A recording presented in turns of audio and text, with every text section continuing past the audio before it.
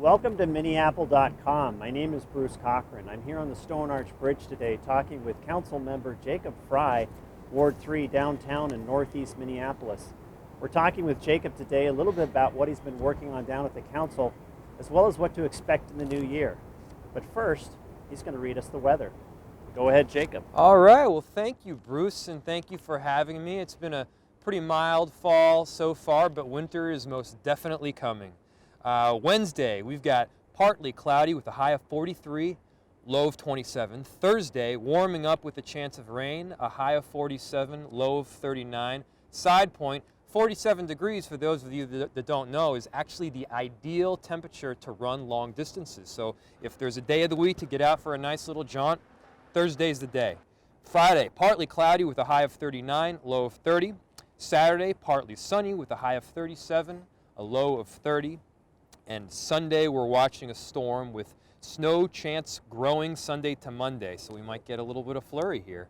High on Sunday is 35 with a low of 31. So chances are we could even get one of those 33 degrees or 31 degrees and raining scenarios, which I'm sure none of us are going to enjoy that much.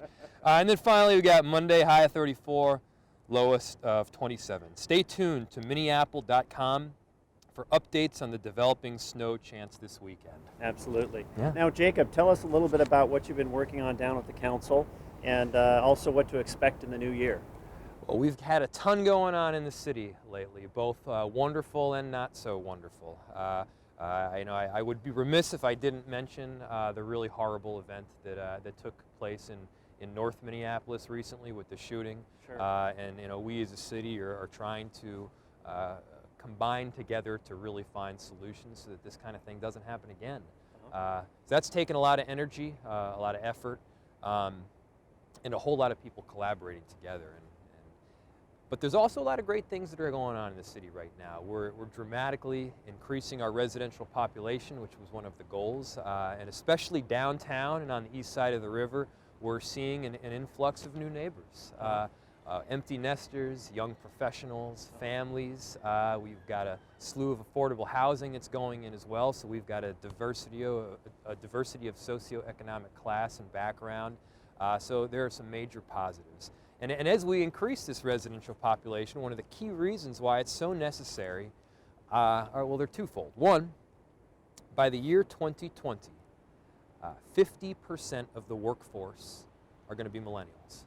So I'll say that again. By the year 2020, 50% of the workforce will be millennials.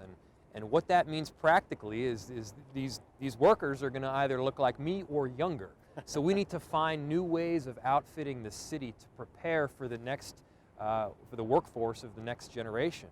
That means building out spaces so that they're more open and collaborative. That means that people want to live and work and play in the same area. They don't want to have a 45-minute commuting from work in the suburbs. They don't want to have your white picket fence and sit in traffic for an hour and a half. That's not the vision anymore. That's not the mentality. And believe it or not, some of these people, they don't even want to own a car. Okay. I'll say it again, they don't want to own a car. So, we need to be thinking about the future here, and that's a huge part of it. But second, and this is perhaps even more important, is we've got staggering growth right now in the Twin Cities as a whole. Staggering growth. It's unbelievable.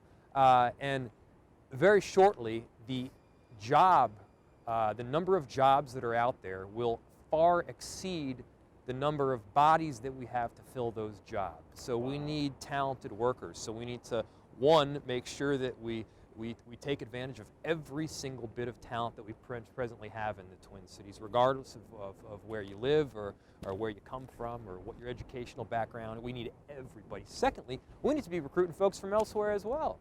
So it's a both-end approach that we really need to tackle. And then finally, we're right here on the Central Riverfront in Minneapolis. I mean, this is the birthplace of the city. This is where the whole shebang got started. And if we're really going to become this amazing city of the future, we need to figure out how to highlight what sets us apart. And what sets us apart is this Mississippi River right here. So how do we find ways from Northern Spark, which is this wonderful festival that takes place during the summer months, or fully connected riverfront trail, or lighting all of the different bridges up? How do we find a way to highlight this really special place that is the birth spot of our city. So we got a lot of good stuff going on, some bad stuff too, but I guess it's all part of being a city council member. Absolutely. Well, thank you for your time today, Jacob. Yeah. And good luck in the new year and well wishes. And thanks for joining us today on Minneapple.com. Stay tuned for that weather update this week as we look at that storm heading in Sunday and Monday. Thanks again. Bye-bye.